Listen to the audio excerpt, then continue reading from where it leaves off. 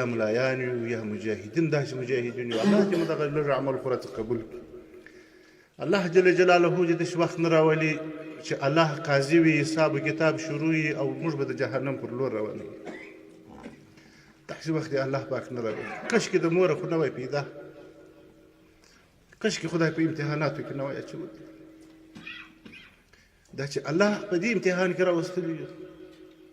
او بیا حساب و کتاب را سره کوي نو یا رب العالمین توفیق راکړه خدایه پاکه په داسې په سپین مخ مو د دې مسؤلیتو سره رخصت کړه چې هېڅ داغ نه وي راباندې نو یو خو دا خبره د ملګرو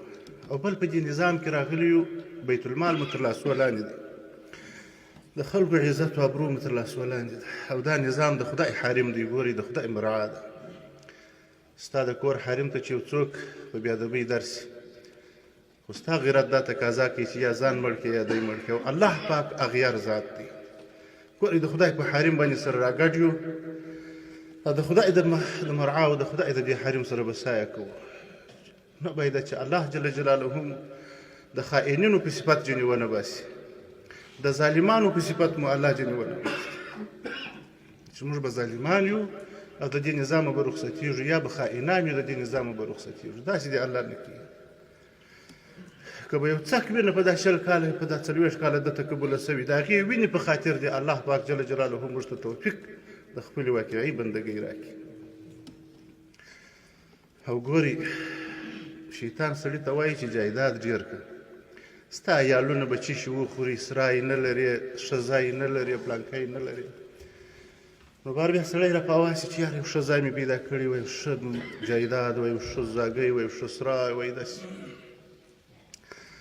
نو ګوري که یپله د دې خلکو په مابینځ کې په بیدارانو مشهوره سولو دا مور الله پاک داسې مهربانه کړې د خپل خولې ګولم د بچي ته ورکوي زما خدای یقین دی که مور د بچي سره داسې وکړي چې ښه شی خپله خوري او کوچنی کمزوری شی بچي ته ورکوي بچي ته د موره څه شوق پاتېږي کنې د مور د بچي په منځ کې څومره غټ ترحم الله ایښی دی دا بچی هم د موره څه ناشوقه کېږي وایي ګوره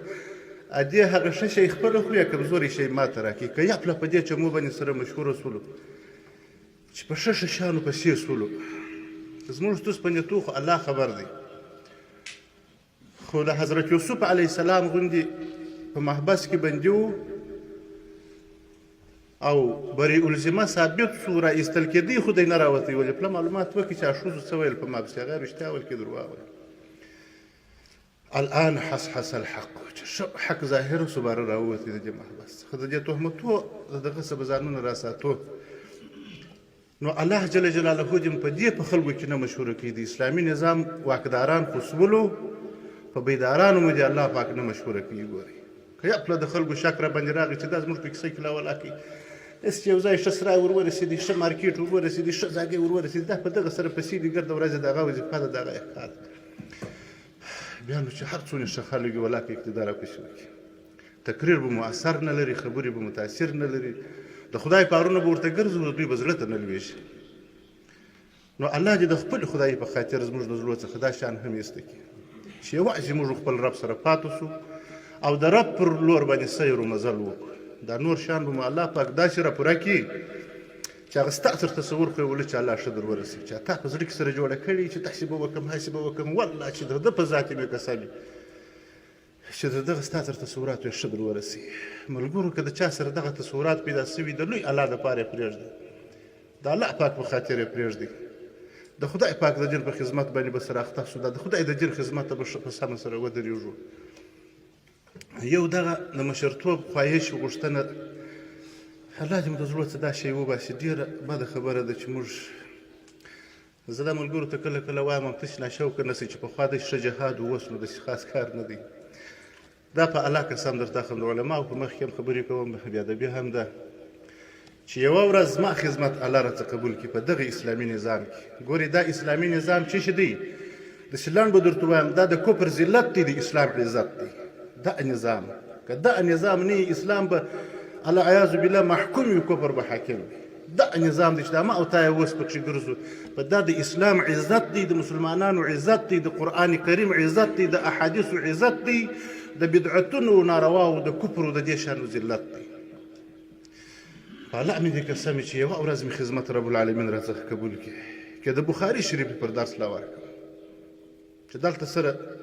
ټولو ته راځوي او هغه هم تلل کېږي او دا هم تلل کېږي هغه هم الله قبول کړي دغه هم الله قبول کړي که زه به مې ورکړم چې څه عبادتونه رب العالمین پیدا کړي دي هر څومره د ورځې روژې او د شپې تر تهجدو په اسلامي نظام کې خدمت کول ثواب لري بهتر دی ځکه دا عزت د اسلام دی چې دا نظام نه وي نو په هر مسجد کې د بخاري شریف شروع موږ څه کړو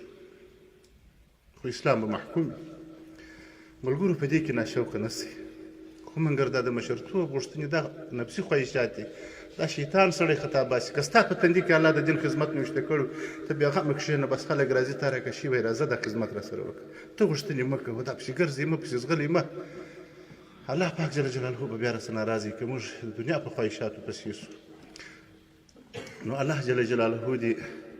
دغه ناست و دغه ولاړ و دغه څه قبول کړي راڅخه الله دې د عملي کولو توفیق راکړي واخر دعوانا ان الحمد لله رب العالمين